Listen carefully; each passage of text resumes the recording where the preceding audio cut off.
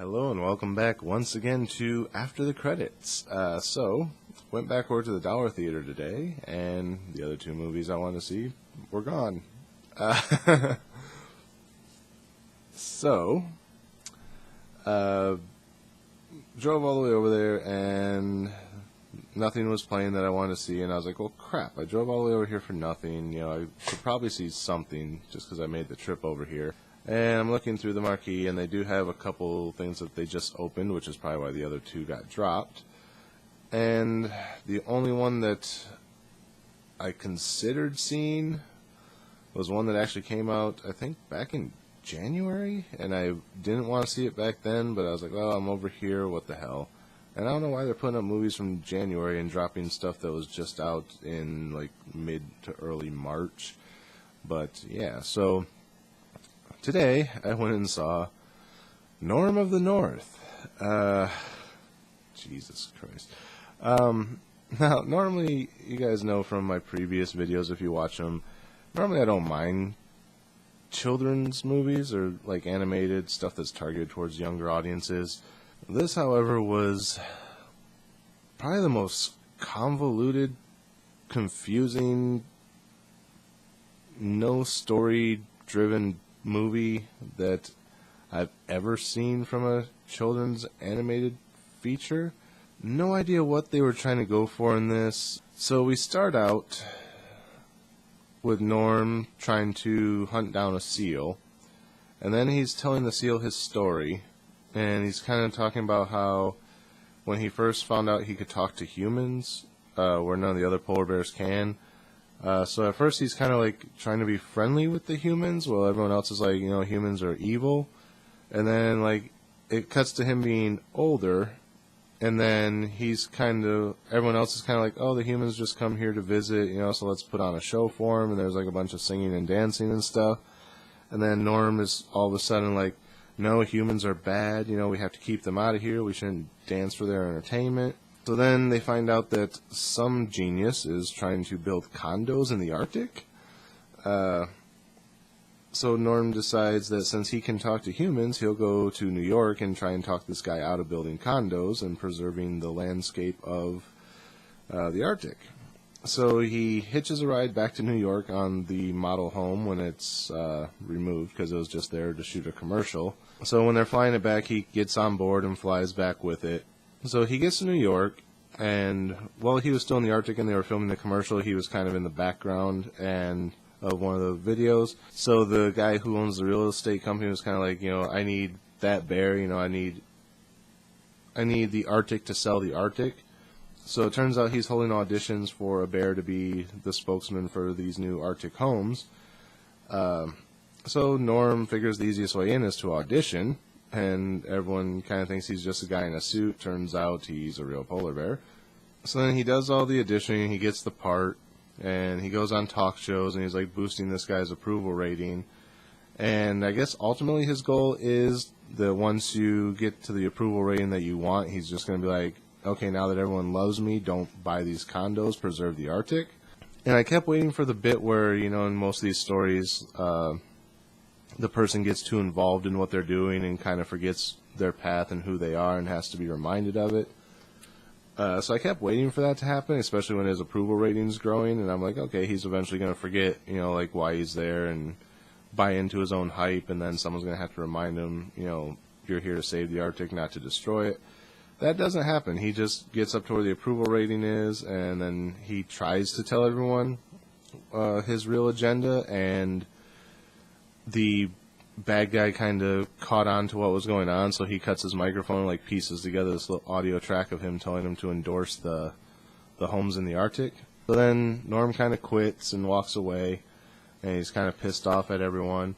Then there's like this side story with his grandfather, who's like the only other bear that can speak to humans, who went missing like a decade ago or something like that.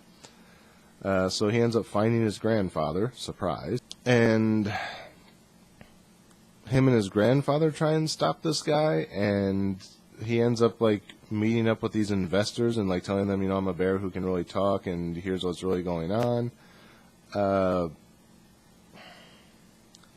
And then the investor's just like, yeah, okay, I'll back out of this deal. And it's like, you already have the approval. What kind of investor would back out of, I don't know. It was just really weird. So the investors back out, so the guy's kind of screwed, and then they end up getting captured, and he's supposed to kill them off. They end up escaping, make their way back to the Arctic, and don't really resolve anything because the guy still has, well, I mean, I guess they do because he ends up getting outed as being like a con man and stuff like that, and he didn't really have full approval before constructing these homes that were going to be shipped to the Arctic and assembled. So the bad guy kind of gets outed, but Norm's like already gone by that point. He's back in the Arctic, and then he has a human friend who's kind of been helping him through this whole thing, and she's got a daughter, and like her and her daughter are talking, and the daughter's like, I kind of miss Norm, and then the mom's like, yeah, so do I, but he's back home now, and he's got his own family to think about, and it's like you have access to money and helicopters and stuff. Fly to the Arctic and see him. But no, they just kind of cut over to him, and he's kind of sitting there with his family now, and kind of saying like how he misses them. But see, he has the less opportune way of getting off the Arctic and back to New York to visit them, where they can just get on a helicopter and go see him anytime they want. But they don't. They're just like, oh, we miss him, but we're gonna stay here in New York because that's where we belong. Yeah, really, the story is just like not a story. It's like they're trying to make a children's movie story, but then they're just like, what do kids know? They're not going to be paying attention at this point. They're going to be jumping up and down the theater, and we can do anything in this movie, and it won't matter. Let's throw in a couple fart jokes just to make the kids laugh, and even that kind of didn't come until almost the end of the movie. Like, at one point, he's kind of like, act natural, and like the little lemmings that are with him like do the pull my finger thing, and they start farting, and then he goes, not that natural, and then like the fart goes on for like a minute and a half, and then you hear the little lemming go, Lemmy, like he's saying sorry or whatever, and then like the lemming keeps farting through the rest of the movie. Like every time you see him, he's like farting, and then like at one point he's underwater, and all the other ones are like swimming around. You just see like bubbles floating around him, so he farted underwater. And it's just, it came out of nowhere, and it's like, yeah, let's shoehorn in this fart joke as a running thing that we didn't put in until like the last 15 minutes of the movie. And it's just stupid. Hey, let's make kids laugh so if they happen to be paying attention, they forget that the story doesn't make any damn sense, and we can just go on from there.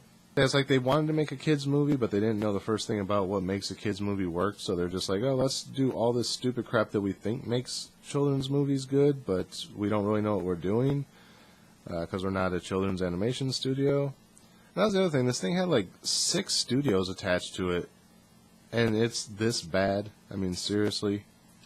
Pixar, DreamWorks, Disney, all them, they have one house working on something. They make them magical. You have 6 different studios assisting in your CGI animation fest, and not one of them could write a damn script to save their life. And it's... Okay, anyway, enough about this stupid movie. I've been rambling about it for like 10 minutes. As far as the star rating on this one, I give it like a 1. It was a movie. I mean, it's watchable. Just don't expect too much out of the story. Don't expect it to make any damn sense. Don't expect it to be funny, because it wasn't. I wouldn't even take your kids to see this one, honestly. It's an insult to your children's intelligence. Yeah, so I honestly kind of want to rank it a 0, but like I said, it was watchable. So it gets a 1. Yeah, that's pretty much all I got to say about this. Don't go watch this. If it wasn't for the fact I'd already driven all the way across town and there were no other movies playing that I wanted to see, I probably wouldn't have watched this one, but, like I said, I made that trip, so here we are. So yeah, not sure what's coming out next. I think some more stuff opens, not this Friday, but the next Friday. Yeah, so there should be some new stuff coming up in about a week or so. Or maybe it is this Friday. I don't even know. I don't know. So yeah, be something coming up probably towards the end of the week or early next week, or late next week, I'm not sure. But that is it for this episode. Again, as always, thanks for watching. Remember, like, comment, rate, subscribe, share the video. Links are in the description and up here in the corner if you're watching on YouTube. And until next time, as always, we will see you after the credits.